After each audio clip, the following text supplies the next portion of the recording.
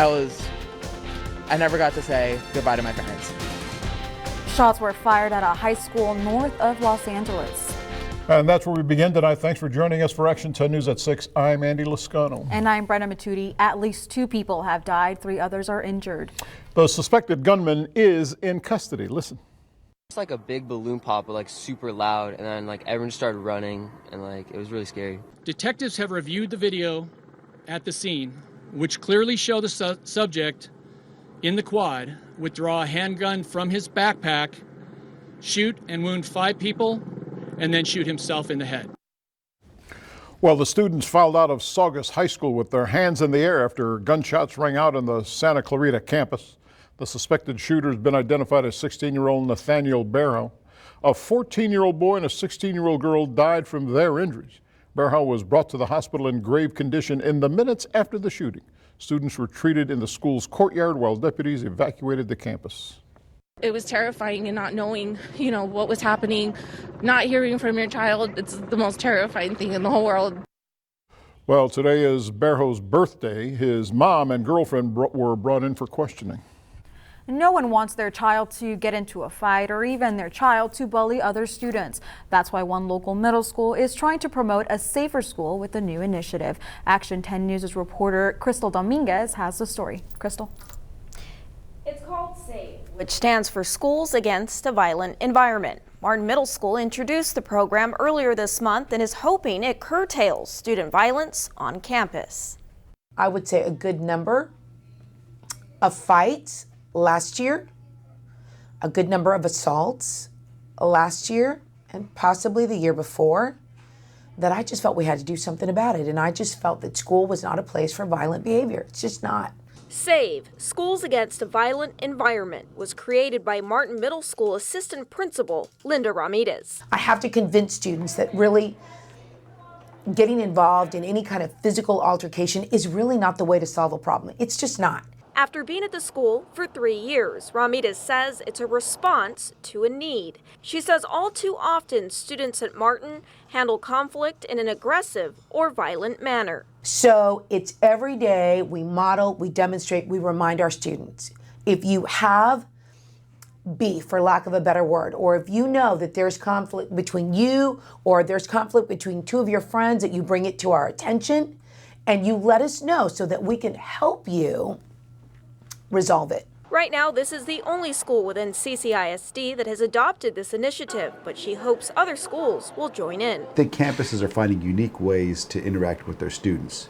It may not be as catchy as something like SAVE, which is a great kind of catchy way to say we're interacting with our students and redirecting them in positive manners. CCISD Police Chief Kirby Warnke says in general, middle school is tough. We're transitioning from elementary to young adulthood, and that's why I think it's great in the SAVE program, identifying, addressing students, giving them alternative means to resolve their conflicts is a great thing. Ramirez says so far SAVE has been well received by parents. She hopes it will inspire parents to keep the conversation continuing at home. In studio, Crystal Dominguez, Action 10 News. Crystal, thanks. Good information there. Now, Brenda, you have a story about an elementary school that's been around for years, and believe it or not, they don't have a school speed limit sign anywhere on campus. That's right, Andy. I spoke to school officials and residents in Taft who say it's time to do something about it. A speeding ticket can cost you a pretty penny, and a speeding ticket in a school zone will leave a bigger dent in your wallet. But not in Taft. This area has never been zoned, and it's been an elementary all our lives for over 50, 60 years. The area surrounding Woodrow Petty Elementary has never had speed limit or cell phone use prohibited signs posted, so law enforcement officers have never been able to enforce those rules. Driving distracted is a problem, not just here, but everywhere. And so why not protect your kids? You know, that's our responsibility, but it should be every parent. A Taft resident expressed her concern to the county commissioner's office, but her request for posting the signs was denied.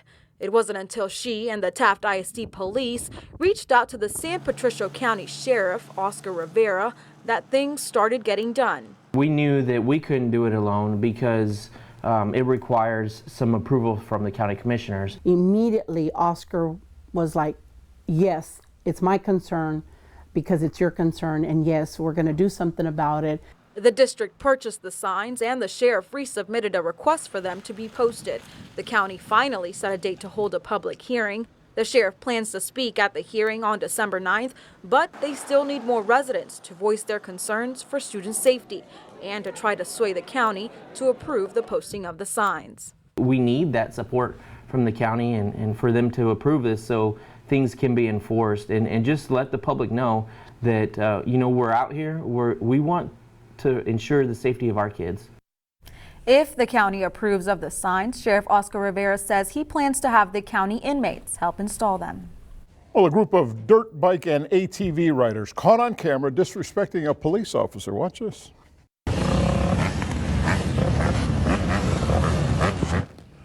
So what we're seeing on this video is some dirt bike and ATV riders circling an NYPD officer in his patrol car, appearing to taunt him at a gas station. This happened on Sunday. In the video, the officer can be seen gripping his taser. Police say he never used it. When more officers showed up, of course, the bikers ran away, sped away, drove off, whatever. Nobody got hurt. Nobody was arrested. The Miller Bucks football team is looking to make history tonight. Young men just go out there and realize, leave it on the field. And for those that are seniors, cherish this, because some of you will go on to be a better person. Miller Buccaneers are currently 10-0. The last time that happened was 1955, but they've never ever been 11-0. But that could change tonight when they face Brownsville Pace in their first playoff game of the season. For those of you who can't make it to the game, we've got you covered. Chris Communications will have live coverage of the game on KDF starting at 7 p.m. tonight. So if you're watching on Spectrum or Grande, that's channel 13. On CMA or Cable 1, it's channel 47. Kickoff is at 7:11 p.m. at Buck Stadium. That stadium is going to be packed, so you better get there early. Yes, that's great. That's great for the kids, great for the community. All right, so we have more news here on Action 10 News at 6. For instance, the Salvation Army is changing the way it accepts donations. Now you'll be able to make a donation to the bell ringers through your phone. We'll explain when we return.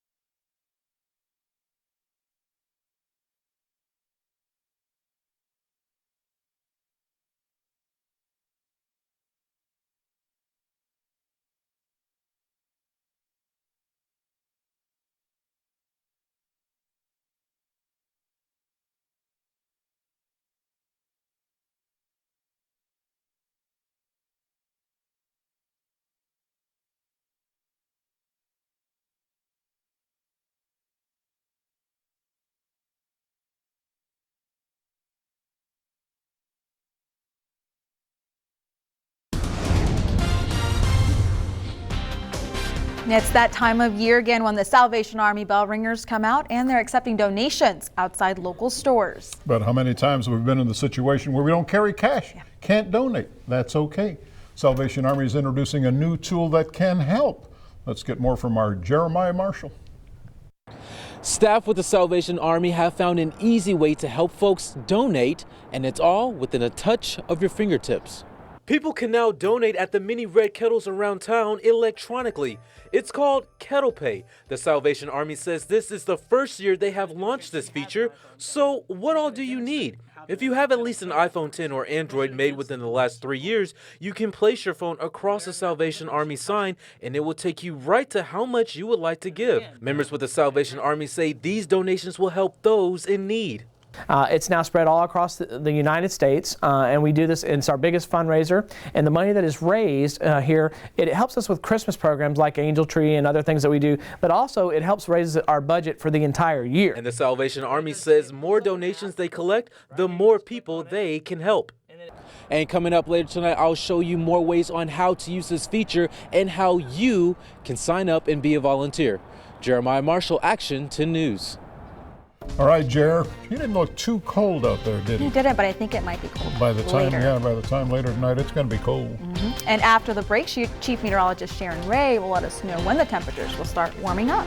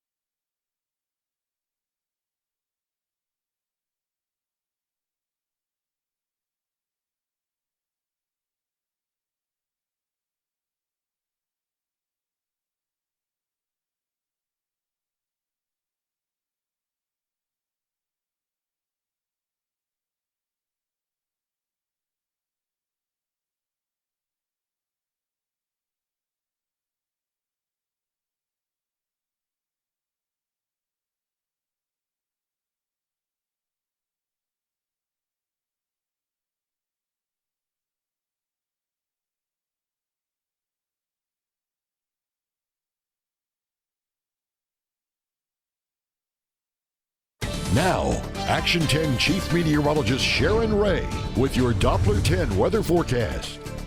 Well, it seems like it's been raining all day, but that little bit of mist and drizzle which has been coming down doesn't add up much. And you can see that we didn't pick up very much rain, just a few hundredths, 100th here and there, 500ths now in Corpus Christi, the higher amount in Port Aransas with just under 1/4 of an inch. And we still have some of that coming down out there right now. It is just chilly and it's cold. We have those temperatures only in the 40s, 48 degrees at Corpus Christi, 50 at Alice right now, and 50 at Port Aransas. And the wind makes it even worse because it is coming in from the north, and it picked up a little bit behind an area of low pressure which is pushing off the coast, and that's helping that breeze pick up a little bit with that cold front moving out. So yeah, we're still in that very chilly air across the area, which means you'll need to bundle up if you're heading out this evening. That wind's going to be pretty steady this evening, and we'll still have some of that mist around, but it is gradually ending. In fact, that is going to end here in the next hour or two, and we'll see those temperatures dropping to 46 by 11 o'clock. So pretty chilly out there for the Miller-Bucks game this evening, but at least we're going to be mainly dry for a good chunk of the evening. I've been watching the cloud bases, and the cloud bases have been down to 500 feet, giving us that very low cloud, kind of gloomy day, but they have started to rise. Alice cloud bases have started to come up. What does that mean? Well, when the cloud bases start to rise, that means the lower levels are starting to dry out, and that'll help that drizzle end across the area this evening as that drier air continues to move in, as you can see from our satellite here. So over the next several hours, we'll continue to see the skies breaking up a little bit, mainly later this evening and overnight. And by 2 in the morning, we're already starting to see some clearing in our far northwest counties, and that'll allow those temperatures to drop into the 30s farther inland. While at the coast, may see some stubborn clouds still, even into 7 o'clock in the morning, but overall, those will quickly clear. And look at all that sunshine tomorrow. We need it, and we need some warmer weather too, which is coming our way. But for tonight, still cold. Temperatures dropping down into the 30s to lower 40s across the area, and decreasing clouds tonight with a north wind. Tomorrow, we haven't seen that in a couple days. In fact, in a while, since Monday. That looks pretty good, doesn't it? I like it. Lower 60s tomorrow. Lots of sunshine across the area. However, you're still going to need those jackets, those heavier jackets in the morning. It's going to be chilly with that cold wind blowing, and high temperatures, although it's a big improvement, they're still below average. We should be closer to 76, but we'll take those lower 60s for tomorrow. So here's that area of low pressure we've been tracking as it pushed across South Texas last night. We've had the little bit of rain that's starting to pull out of the area now. That mist and drizzle is going to end as higher pressure ushers in that drier air from the north. And then after that, we don't see a whole lot happening. We do have a couple of weak cold fronts coming in, but they're nothing like the last few that have come in, and are not going to be as noticeable.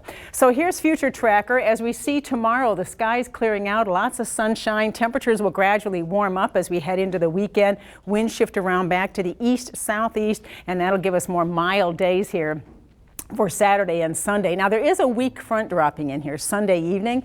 It may bring a couple of showers with it. Doesn't look like much, and it's not going to drop our temperatures too much either. Just a couple of degrees for Monday, and then we're right back into the sunshine early next week. If we do get some of those light showers Sunday night, doesn't look like much rain, just a few hundredths of an inch, and that favors areas just north of Corpus Christi, where we may see a little bit here and there Sunday night.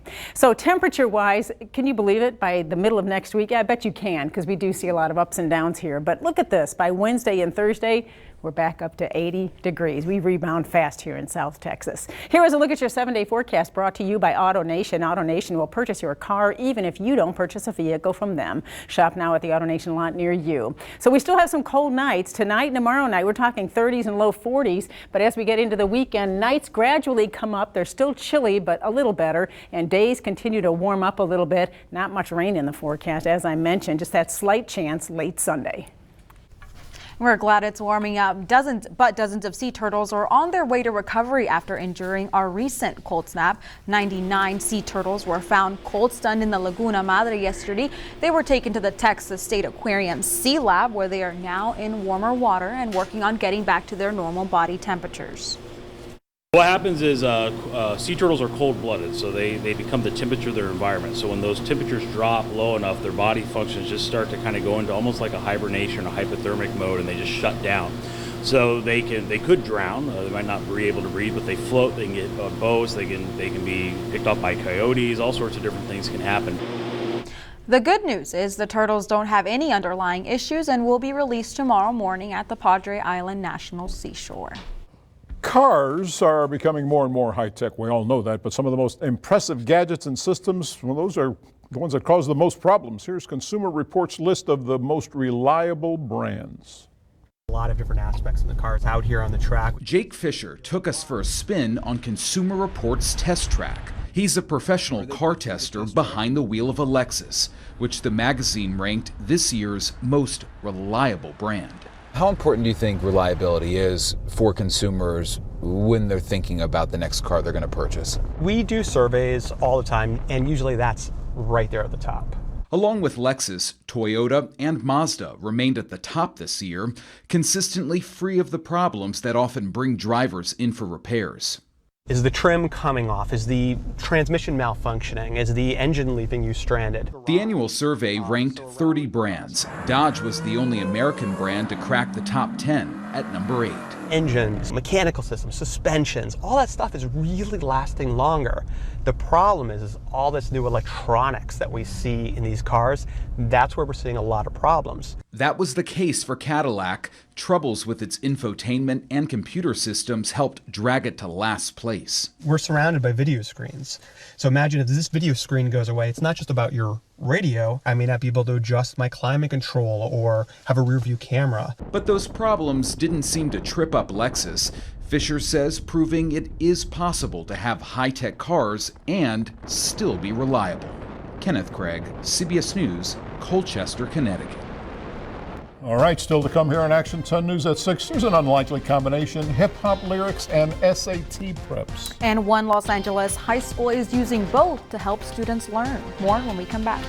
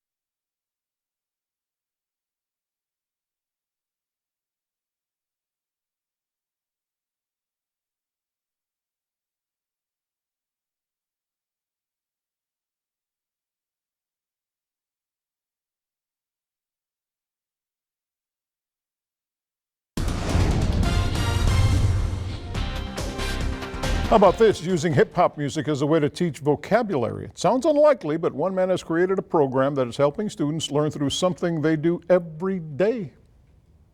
All right, guys, how are we feeling today? English teacher Crystal Owens is using a unique tool to teach vocabulary. So today we're going to improve our diction. Instead of dictionaries, there's hip-hop. A student might not necessarily think that Rihanna is going to teach them the word of the day.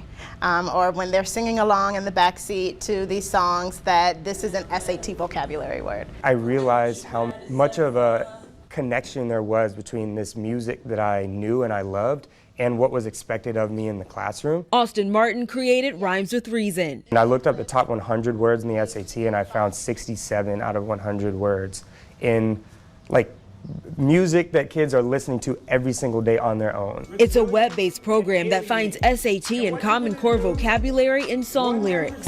In this line, when Offset says obsolete, he most nearly means what? And uses those lyrics as a teaching tool. I believe that is B because when he was talking about his competitors, he was basically saying that they're not on his level.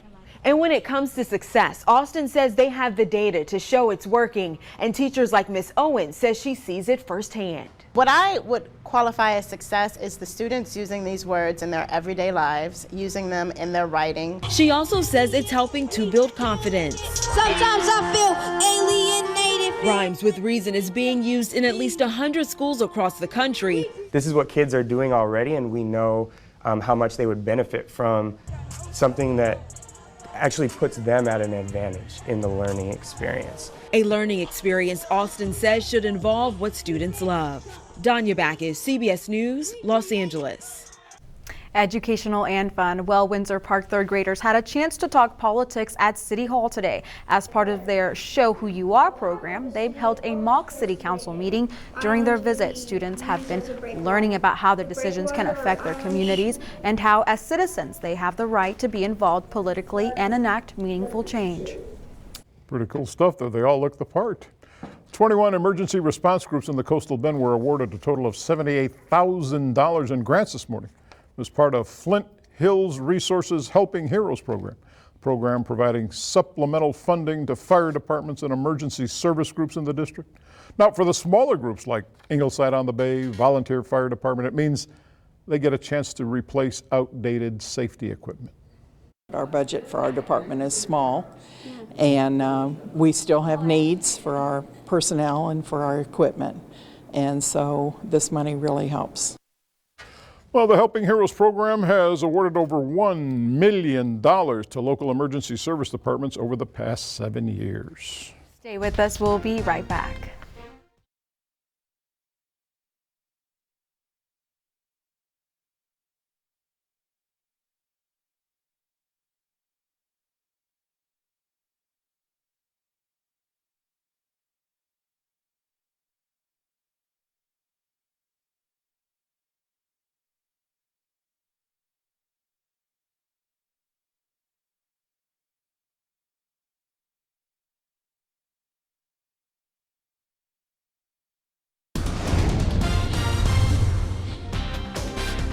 Flies in the kitchen, gnats at the bar. Some of the violations found by inspectors at a local Mexican restaurant. Find out which one on a new Kitchen Cops report tonight at 10, only on 10, when Drew Spire and Sharon join you right here for Action 10 News at 10. Have a great night. Thanks for watching.